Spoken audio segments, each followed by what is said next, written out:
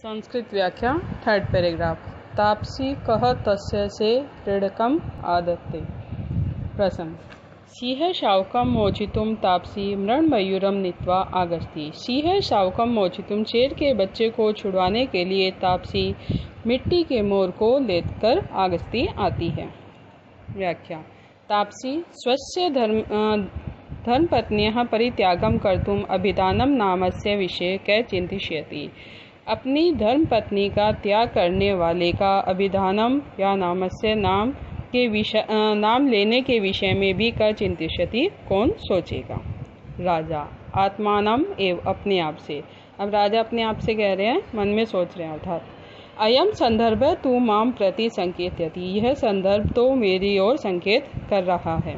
यदि एवं तर्हि अस्य बालकस्य मातु नाम ज्ञातुम इच्छामि, यदि ऐसा है तो इस बालक की माता का नाम जानना चाहता हूँ। अथवा पर स्त्री चर्चा अशिष्टाचार भवति, या फिर पराई स्त्री के बारे में चर्चा करना अशिष्ट होता है, यानी अच्छा नहीं होता। तदेव तापसी मृत्तिकाया मयूरम हस्ते नीत्वा प्रविशति, तभी तापसी मिट्टी के मोर को हाथ में लेकर प्रवेश करती हैं। अब तापसी कह रही है, सर्वदमन शकुंतल लावण्यम अर्थात खगस्य सौंदर्यम अवलोक्य। हे सर्वदमन, पक्षी की लावण्यम सुंदरता को अर्थात खगस्य सौंदर्यम पक्षी की सौंदर्य को अवलोक्य देखो। बालक्य बालक, अवलोक्य देखकर। मैं माता कुत्र वर्तते, मेरी माता कहाँ है। बच्चों, यहाँ शकुंतल और लावण्यम ऐसा तापसी ने कहा है, लेकिन बच्चा सोचता है शकुंतला वर्ण्यम, शकुंतला को। हाँ, तो वो मैं माते कुत्र वर्तते, इसलिए वो कहता है कि मेरी माता कहाँ है। अब उभे यानी दोनों तपस्वियां कह रही है, अभिधान समानताया मात्र स्निग्ध बालकः भ्रांतः जातः अतएव कथयति। अभिधान समानताया, नाम की समानता के कारण मात्र स्निग्ध बालक, माता का प्रेमी बालक भ्रांत जाता भ्रमित हो गया है। अतएव कथयति, इसलिए ऐसा कह रहा है। द्वितीय, दूसरी तपस्वी कह रही है, पुत्र एतस्य मृत्तिकाया खगय या शिखिन रमणीयताम अवलोक्य इति अहम वदामि। पुत्र, इस मिट्टी के मोर की सुंदरता को देखो, ऐसा मैं वदामि कह रही हूँ। राजा मनसी, मन में। राजा मन में सोच रहे हैं, अपि अस्य जनन्या अभिधानम शकुंतला अस्ति, क्या इसकी जनन्या माता का अभिधानम नाम भी शकुंतला है। नाम सादृश्यम तु सर्वस्य भवति, नाम की समानता तो है। बालक कह रहा, मातः, हे माता, अयम रम्य शिखी मह्यम रोचते, यह सुंदर मोर मह्यम रोचते, मुझे अच्छा लगता है। इति उक्त्वा, ऐसा कहकर क्रीडनकम गृह्णाति, खिलौने को ले लेता है। Fourth paragraph. प्रथमा विलोक्य से लेके प्रतिषिद्धः स्मः तक। प्रसंग। बालकस्य रक्षाकरणकम पतितः, बालक का रक्षा सूत्र पतितः गिर जाता है। नृपः तत्कर्ण के उत्थापितुम इच्छति, राजा उस रक्षा सूत्र को उठाना चाहता है। संस्कृत व्याख्या। प्रथमा, पहली। अवलोक्य उत्तेजित है, अवलोक्य देखकर उत्तेजित होकर। अय रक्षा सूत्रम तो एतस्य मणिबंधे दृष्टिगतम न भवति, अरे रक्षा सूत्र तो एतस्य मणिबंधे, इसकी कलाई पर दृष्टिगतम न भवति, दिखाई नहीं दे रहा। राजा कह रहे हम, उत्तेजनाया आवश्यकता न वर्तते, उत्तेजना की आवश्यकता नहीं है, अर्थात उत्तेजित मत हो। इदम कर्णकम तु सिंह शिशुना संघर्षात अधः पतितम आसीत। इदम कर्णकम, यह रक्षा सूत्र तो सिंह शिशुना से शेर के बच्चे के साथ संघर्ष करते हुए अधः पतितम आसीत, नीचे गिर गया था। यह रक्षा सूत्र तो शेर के बच्चे के साथ संघर्ष करते वक्त नीचे गिर गया था। इति उक्त्वा कर्णकम ग्रहीतुम इच्छति, इति उक्त्वा ऐसा कहकर कर्णकम रक्षा सूत्र को ग्रहीतुम इच्छति, उठाना चाहता है। उभे, दोनों यानी दोनों तपस्वियां। न एतत् ग्रहीतव्यम, न एतत् इसे न ग्रहीतव्यम, उठाओ मत, इसे मत उठाओ। किम, क्या, इदम तु एतेन ग्रहीतम, क्या इसे उठा लिया, यानी राजा को वो दोनों तपस्वी मना कर रही हैं कि इस रक्षा सूत्र को मत उठाओ, लेकिन इतने में देखती हैं कि उसने तो उसे उठा लिया। तब वो कहती है, क्या इदम तो एतेन गृहीतम, क्या इसे तो उठा लिया। इति आश्चर्यचकित अन्यो अन्य पश्यत है। इस प्रकार आश्चर्यचकित होकर अन्यो अन्य यानी एक दूसरे को पश्यत देखती हैं। इस प्रकार आश्चर्यचकित होकर एक दूसरे को देखती हैं। अब राजा कह रहे हैं, कस्मात् अस्मान कर्णकम ग्रहणात् वार्यति स्म। कस्मात् किस लिए अस्मान हमें कर्णकम रक्षा सूत्र को ग्रहणात् उठाने के लिए वारितुम स्म रोका जा रहा था। किस लिए मुझे रक्षा सूत्र को उठाने के लिए रोका जा रहा था। अब 5th पैराग्राफ।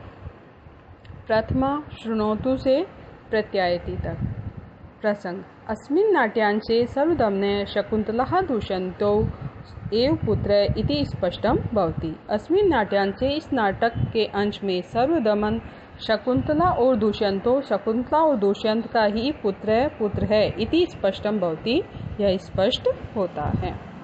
संस्कृत व्याख्या। प्रथमा, अब पहली तपस्वी कह रही है, निशाम्यतु नृपे। निशाम्यतु सुनिए, नृपे राजन, हे राजन सुनिए। इयम अपराजित नाम औषधि जन्म काले जात कर्म संस्कारे भगवान मारीचः एनाम दत्तवान। इयम अपराजित नाम औषधि, यह अपराजित नाम की औषधि जन्म काले जन्म के समय जात कर्म संस्कारे जात कर्म संस्कार में भगवान मारीच है, भगवान मारीच ने इनाम दत्ताम इसे दी थी। यह अपराजित नाम की औषधि जन्म के समय जात कर्म संस्कार में भगवान मारीच ने इसे दी थी।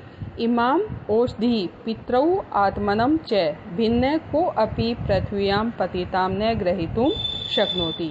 इमाम औषधिम, इस औषधि को, पितरौ अर्थात माता च पिता च, तो इमाम औषधिम, इस औषधि को माता और पिता, च और आत्मनम और अपने आप से भिन्न यानी कोई, और अपने आप को छोड़कर, को अपि कोई भी पृथ्व्याम पतिताम पृथ्वी पर गिरी हुई को न ग्रहणितुम शक्नोति उठा नहीं सकता। इस औषधि को माता पिता और आत्मानम अपने आप से को छोड़कर कोई भी पृथ्वी पर गिरी हुई को न ग्रहीतुम शक्नोति उठा नहीं सकता। राजा पूछ रहे, अब यदि गृहणाति, यदि उठा ले या ग्रहण कर ले, तदा किम भवति, तो क्या होता है। तब पहली तपस्वी कह रही है, ततः तम जन्म नागस्य रूपम धृत्वा दर्शयति। ततः तब तम जन्म उस व्यक्ति को नागस्य नाग रूपम धृत्वा नाग का रूप धारण करके डस लेती है। तब उस व्यक्ति को यह नाग का रूप धारण करके डस लेती है। राजा कह रहे हैं, किम युष्माभि एवं एतस्याम विकारम साक्षात दृष्टम। क्या युष्माभि तुम लोगों ने ही एतस्याम विकारम, इस विकार को साक्षात दृष्टम देखा है, अर्थात क्या तुमने इसे ऐसा होता हुआ देखा है। तो उभो यानी दोनों तपस्वियां कह रही है, बहुधा बहुत बार। अब राजा सहर्षेण सह स्वगतम, प्रसन्नता के साथ स्वगतम अपने मन में, यानी राजा प्रसन्न होकर अपने मन में सोच रहे हैं, कथम न अस्याः उपलब्ध्या स्वागतम करोमि, क्यों न इस उपलब्धि का स्वागत करूं। एवं विचारे बालकम सर्वदमनम आलिंगनम करोति, ऐसा विचार करके बालक सर्वदमन का आलिंगन करता है, अर्थात उसे गले लगा लेता है। तो राजा अब ये सोच रहा है कि ये जो मैंने इसे उठाया और ये नाग नहीं बनी, इसका मतलब मैं इसका पिता हूँ, क्योंकि इसको माता पिता और स्वयं के अलावा कोई इसे उठा नहीं सकता। तो इसका मतलब यानी ये मेरा ही पुत्र है, इसलिए वो ऐसा सोचकर वो कह रहा है कि क्यों ना मैं इस उपलब्धि का भी स्वागत करूं। तब इस प्रकार के वो सोच करके और वो प्रसन्न होकर के बालक सर्वदमन को गले लगा लेता है। बालक कह रहा, मां मुक्तिम प्रदेहि, मां मुझे मुक्तिम प्रदेहि, मुक्ति दो अर्थात मुझे छोड़ो। यावत अहम मम मातुम समीपे गमिष्यामि, मैं अपनी माता के समीपे पास में गमिष्यामि जाऊंगा, मैं अपनी माता के पास जाऊंगा। तब राजा कह रहे, वत्स पुत्र, मया सार्धम एव आत्मनः जननीम अभिनंद्य मया सह सार्धम एव मेरे साथ ही आत्मनः जननीम अपनी माता का अभिनंदन करना। पुत्र मेरे साथ में ही अपनी माता का अभिनंदन करना अर्थात स्वागत करना। तो बालक कह रहा है निश्चितम एव में जनक दुष्यंत है, निश्चित रूप से में जनक मेरे पिता दुष्यंत है, निश्चित रूप से मेरे पिता दुष्यंत है, न भगवान आप नहीं। तब राजा वी हसन यानी हंसकर एतत् वचनम मयि विश्वासम उत्पादयति, यह वचन भी मुझे विश्वास दिला रहा है। अर्थात कि इसके पिता का नाम दुष्यंत है, तो इसका मतलब मैं ही इसका पिता हूँ।